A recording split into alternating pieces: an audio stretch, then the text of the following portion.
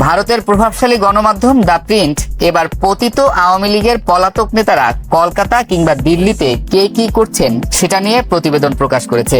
বেশ কয়েকজন সাবেক এমপি মন্ত্রীর সাথে কথা বলে প্রতিবেদনটি প্রকাশ করা হয়। প্রতিবেদন অনুযায়ী সেলুন থেকে জিম, রান্নাবান্না করেই কাটছে তাদের দিনরাত। চলছে অনলাইন মিটিং আর ভারতের বিভিন্ন পর্যায়ের নেতাদের সঙ্গে খাতির করার প্রক্রিয়া। দেশ ছেড়ে পালিয়ে ভারতে যাওয়া আওয়ামী লীগের ডাক সাইটের অনেক নেতা সেখানে বাসা ভাড়া করে থাকছেন। কেউ কেউ আশ্রয় নিয়েছেন বন্ধু বা স্বজনের বাসায়। সাধারণ মানুষের নজর এড়াতে তারা খুব একটা বাইরে বের হচ্ছেন না। বাসায় বসেই অনলাইনে মিটিং করছেন, জিমে যাচ্ছেন, স্বাস্থ্য পরীক্ষা করাচ্ছেন। রাঁধুনি না আসলে নিজেরাই রান্না করে খাচ্ছেন। এমন সব তথ্য দিয়ে সংবাদ প্রকাশ করেছে ভারতীয় সংবাদ মাধ্যম দ্য প্রিন্ট। খবরে বলা হয়, পতিত সরকারের এসব নেতার বেশিরভাগই পশ্চিমবঙ্গে ঘাঁটি গেড়ে বসেছেন। অন্তর্বর্তী সরকারকে হটিয়ে হাসিনাকে ফিরিয়ে আনার ফন্দি ফিকির করছেন তারা। সম্প্রতি দ্য প্রিন্টের এক প্রতিবেদনে উঠে এসেছে এসব কথা। পতিত সরকারের বেশ কয়েকজন সাবেক মন্ত্রী, এমপির সঙ্গে কথা বলেছে ভারতীয় এই গণমাধ্যম। এর মধ্যে সাবেক তথ্য ও সম্প্রচার মন্ত্রী মোহাম্মদ এ আরাফাতও আছেন। পলাতক ওই নেতা জানান, লক্ষ্য এখন একটাই, বাংলাদেশকে পুনরায় পূর্বের অবস্থানে ফিরিয়ে আনা।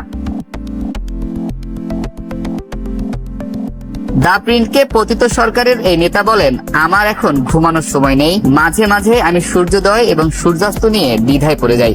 প্রতিটি দিন আমার কাজ আর কাজ, শুধু কাজের মধ্যেই কেটে যাচ্ছে। দ্য প্রিন্ট জানায়, বাংলাদেশ থেকে ভারতে পালিয়ে যাওয়া রাজনীতিকদের মধ্যে বেশিরভাগ কলকাতার নিউ টাউনে অবস্থান করছেন। প্রশস্ত রাস্তা, সাশ্রয়ী মূল্যে অ্যাপার্টমেন্ট ভাড়া, উন্নত শপিং মল, ফিটনেস সেন্টার এবং নেতাজি সুভাষচন্দ্র বসু আন্তর্জাতিক বিমানবন্দরের কাছাকাছি হওয়ায় নিউ টাউন তাদের জন্য একটি আদর্শ আবাসস্থল হয়ে উঠেছে। ভারতে পালিয়ে গিয়ে আদর্শ মানুষের জীবনযাপন করছেন তারা। প্রত্যুষে উঠে নিয়মিত হাঁটা চলাও বাদ যাচ্ছে না। আর হাসিনাকে দেশে ফেরানোর আশায় দেশে বিদেশে অনলাইনে মিটিং করে বেড়াচ্ছেন। বলা চলে পুরো রুটিন ওয়ার্কের মধ্যেই সময় পার করছেন তারা। তাদের মধ্যে বাংলাদেশের সাবেক স্বরাষ্ট্রমন্ত্রী আসাদুজ্জামান খান কামালও আছেন। আগস্টের পর গত অক্টোবরে নিউ টাউনে প্রথম নিজেকে প্রকাশ করেন পলাতক এই নেতা। নিউ টাউনে অবস্থানরত আওয়ামী লীগের সাবেক এক এমপি দ্য প্রিন্টকে জানান, তিনি আসাদুজ্জামান খান কামালের সঙ্গে নিয়মিত দেখা করেন।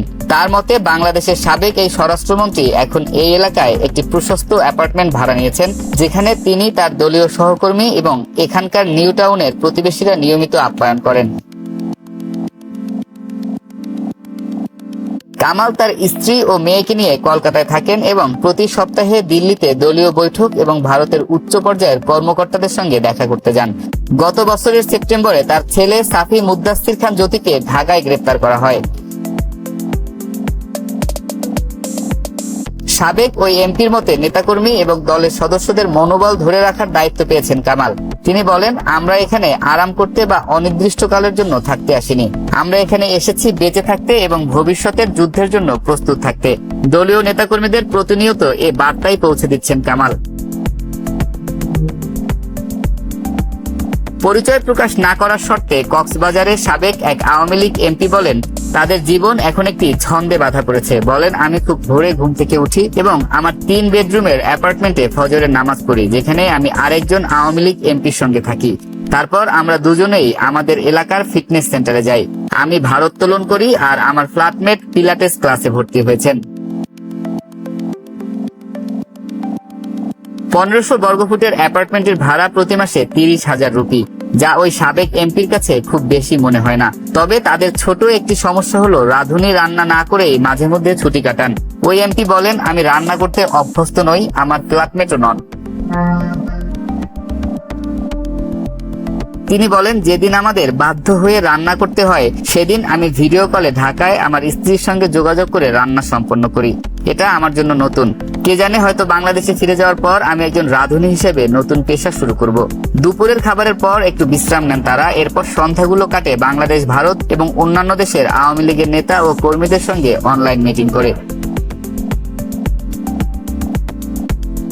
সম্প্রতি বাংলাদেশের সংবাদ মাধ্যমগুলো কলকাতায় বাংলাদেশের আওয়ামী লীগের একটি গোপন পার্টি অফিস সম্পর্কে খবর দিয়েছে, যা ভারতীয় গোয়েন্দা সংস্থাগুলো জানে। তবে কক্সবাজারের সাবেক এমপি এই খবরটি অস্বীকার করেন। তিনি বলেন যে হ্যাঁ, নিউ টাউনে আমরা একটি জায়গা ভাড়া নিয়েছি যেখানে আমরা সবাই একত্রিত হই। কলকাতায় প্রায় 1300 দলীয় নেতা আছেন। আমরা তো আর সাবেক স্বরাষ্ট্রমন্ত্রী আসাদুজ্জামান খান কামালের বসার ঘরে সবার সঙ্গে দেখা করতে পারি না, কিন্তু এটাকে অফিস বলাটা হবে অতিরঞ্জন।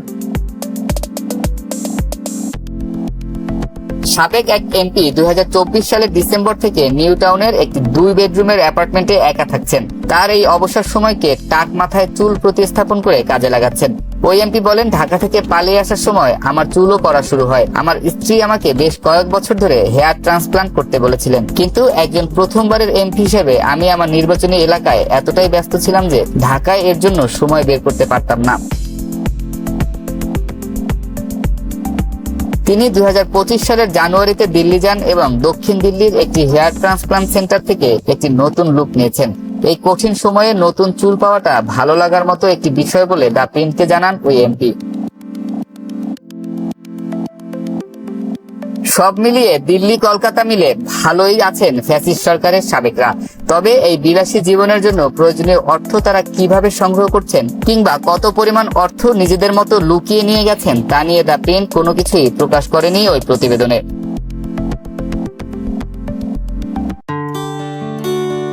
এএসপি নিউজের সাথে থাকার জন্য ধন্যবাদ। সাবস্ক্রাইব করে সাথে থাকুন।